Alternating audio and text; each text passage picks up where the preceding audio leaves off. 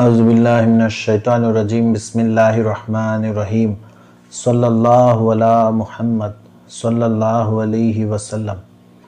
এবাৰ এখন খানকাহত तमाम সুফিয়াসকল তাৰমানে সুফিজিমৰ যিসকল আলিম উলামা আছিলে তেওঁলোকৰ মাজত এটা বিতৰ্ক উঠিলে। তেওঁলোকে तमाम মছলা মাসাইল বিলাকৰ ওপৰত বিতৰ্ক কৰে, তাৰপিছত যেটো এনসাৰ ওলাই সেইটো লিখি দিয়ে। গতিকে এবাৰ এইটো বিতৰ্ক উঠিলে যে সৰু বাচ্চাবিলাকৰ মুখত যেটো মাসুমিয়ত থাকে, যেটো আমি আমাৰ ভাষাত ক'লে কিউটনেস বুলি ক'ব পাৰো, যেটো কিউটনেস থাকে সেই বস্তুটো ডাঙৰ হোৱাৰ লগে লগে লাহে লাহে নোহোৱা হৈ গৈ থাকে। এটা ডাঙৰ মানুহৰ সেই কিউটনেসটো নাথাকে। তাৰ কাৰণ কি? এটা প্ৰত্যেকটো কথাৰে দুটা কাৰণ থাকে। এটা হৈ গ'ল যেটো জাহিৰী কাৰণ, যেটো আমি দেখা পাওঁ, যেটো সায়েন্সে আমাক বুজাই দিয়ে, এটা হেতু কাৰণ।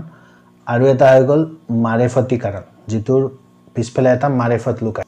গতিকে এতিয়া এই বিষয়টোত সায়েন্সেও বহুত কথা ক'ব যে যেতিয়া ডাঙৰ হৈ যায় বাচ্চাটো তাৰ গাত হৰমোনাল কিছুমান চেঞ্জ হয়। গতিকে হৰমোনাল চেঞ্জ বিলাক হোৱাৰ কাৰণে তাৰ চেহাৰাত তাৰ আসৰ পৰে, সেই মাসুমিয়তটো গুচি যায়। দ্বিতীয় কাৰণ এটো হ'ব যে আমি যেতিয়া ডাঙৰ হৈ যাওঁ আমাৰ সাইডত যিবিলাক এনভায়ৰনমেন্ট থাকে সেইবিলাকৰ হাৱা পানী এইবিলাকৰ আসৰ আমাৰ চেহাৰাত পৰে, আমাৰ মাসুমিয়তটো গুচি যায়। আমি যিবিলাক সাবুন ব্যৱহাৰ কৰো বা অন্যান্য যিবিলাক তেল আদি ব্যৱহাৰ কৰো, ক্ৰীম আদি ব্যৱহাৰ কৰো, সেইবিলাকৰ এফেক্ট আমাৰ চেহাৰাত পৰে আৰু আমাৰ চেহাৰাৰ পৰা মাসুমিয়তটো গুচি যায়। এনেকুৱা নানান ধৰণৰ কথা সায়েন্সে ক'ব। হেতু হৈ গ'ল যেটো জাহিৰী কাৰণ। আৰু এটো মিছা নহয়, এইবোৰ সব কথা সঁচা আৰু শুদ্ধ, কিন্তু তাৰ সব কথাৰে এটা মাৰিফতি কাৰণ থাকে, এটা ভিতৰৰ কাৰণ থাকে। এতিয়া সুফিজিমৰ মাজত এই কথাটো বিষয়ে আলোচনা হ'ল, যেটো সায়েন্সৰ বিষয় হেতু নহয়। মাৰিফতি কাৰণটো কি তাৰ বিষয়ে আলোচনা কৰা হ'ল। গতিকে সেই সুফিয়াসকলে সব আলোচনা কৰাৰ পিছত তাৰ ভিতৰত কিছুমানে তাৰ মন্তব্য দিলে আৰু এটোৰ ওপৰত উপনীত হ'ল। তেওঁলোকে ক'লে যে মাসুমিয়তটো চেহাৰাবিলাকৰ পৰা এটো কাৰণে গুচি যায় কাৰণ এটা সৰু বাচ্চা চেহাৰাত মাসুমিয়ত এটো কাৰণে থাকে কাৰণ সেই বাচ্চাটোৱে মিছা কথা ক'ব নাজানে। যেতিয়া সৰু থাকে সি মিছা কথা ক'ব নাজানে, সি কাকো ঠগিব নাজানে, কাকো টুপি পিন্ধোৱা, যেটো আমাৰ ভাষাত কওঁ টুপি পিন্ধাব নাজানে, কাবাক বহাই লৈ পিনি ধুনীয়াকে কাম উলিয়াই লোৱা, এটো কিবা এটা বেলেগ কথা মিছা কথা এটা কৈ কিবা এটা উলিয়াই লোৱা, এইবিলাক কথা এটা বাচ্চাই নাজানে। তাৰ অন্তৰত যি আছে তাৰ মুখতো হে আছে। গতিকে তাৰ মুখত সেই মাসুমিয়তটো থাকে।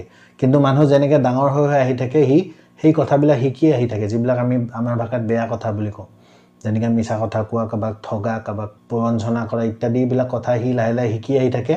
যাহা এইবিলাক কথা সি শিকি আহি থাকে, তাৰ চেহাৰাৰ পৰা মাসুমিয়তটো গুচি গুচি গৈ থাকে। আৰু যেতিয়ালৈকে সি ডাঙৰ হৈ পুৰা সব কথা জানা বুজা হৈ যায়, এইবিলাক কথা সব এপ্লাই কৰা হৈ যায়, তেতিয়ালৈকে তাৰ চেহাৰাৰ পৰা টোটাল মাসুমিয়তটো গুচি যায়। এতিয়া তাত এটোও ক'লে যে কিছুমান মানুহে যদি সৰু নিচিনাকে সত্যবাদী হৈ থাকিব পাৰে গোটেই জীৱনটো, তেতিয়াহ'লে আল্লাহ ৰাব্বুল ইজ্জতে তাৰ চেহাৰাত গোটেই জীৱনে সেই মাসুমিয়তটো ৰাখিব। আৰু এটো জ্বলন্ত প্ৰমাণো আছে। বহুত এনেকুৱা মানুহ আছে যাৰ চেহাৰাত সেই মাসুমিয়তটো বুঢ়া বয়সলৈকেও থাকে। যেটো এতিয়া মাসুমিয়ত মানে এটোৱে নহয় যেটো আমি দেখিবলৈ বহুত স্কিনটো ভাল কিবা ভাল, এটো মাসুমিয়ত নহয়। তাৰ ভিতৰত যোনে বুজি পায় এটো আচলতে বুজি পাব।